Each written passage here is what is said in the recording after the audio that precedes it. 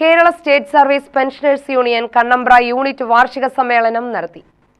Union ജില്ലാ committee അംഗം PN Mohandas സമ്മേളനം ഉദ്ഘാടനം ചെയ്തു.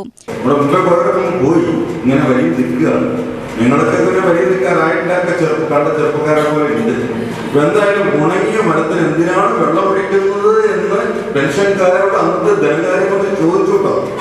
അത് നമുക്ക് മറക്കാൻ പറ്റുന്ന ഒരു കാര്യമല്ല.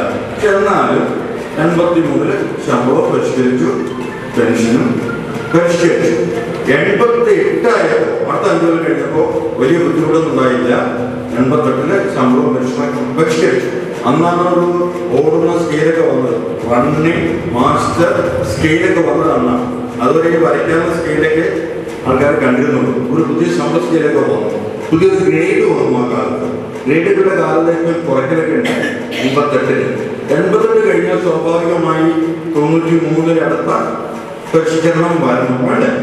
പക്ഷെ അന്നത്തെ ഗവൺമെന്റ് പറഞ്ഞു ഞങ്ങൾ 93 കാത്തു നിൽക്കുന്നില്ല, പകരം 1/3/92 മുതൽ നേരത്തെ 92 മുതൽ ഞങ്ങൾ പേ ഈക്വലൈസേഷൻ നടപ്പിലാക്കുകയാണ്.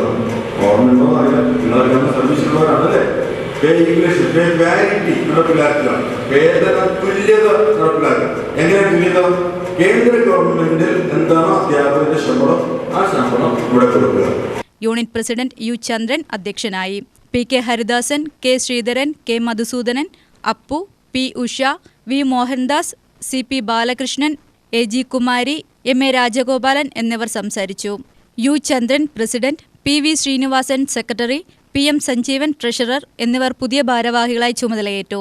UTV news Palakkad.